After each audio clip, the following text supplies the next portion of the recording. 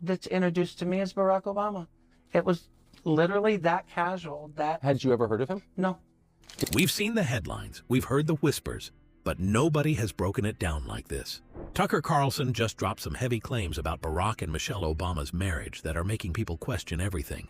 Hidden truths, secret pasts, and a side of the Obama story that's been deliberately kept in the dark.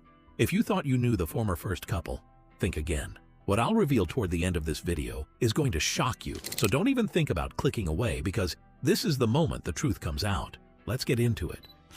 What Tucker Carlson actually said. Tucker Carlson's interview with Larry Sinclair on X, formerly Twitter, took the internet by storm, racking up over 20 million views. And let's be real, this wasn't just some casual conversation.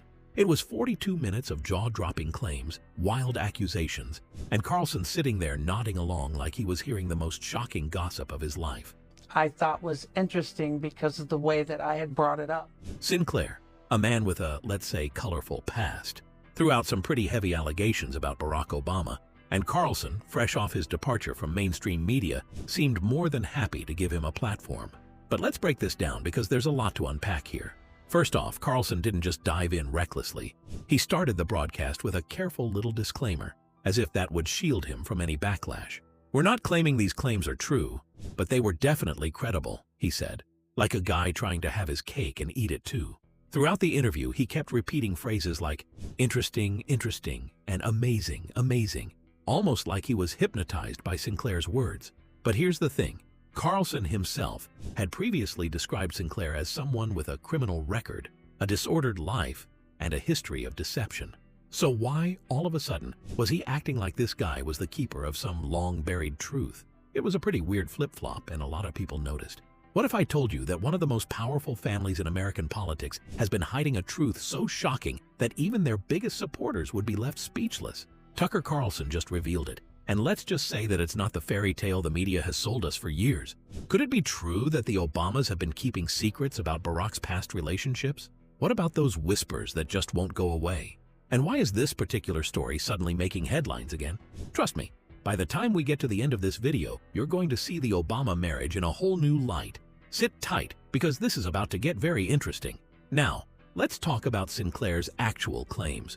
He said that in 1999, he and Obama had some very personal encounters.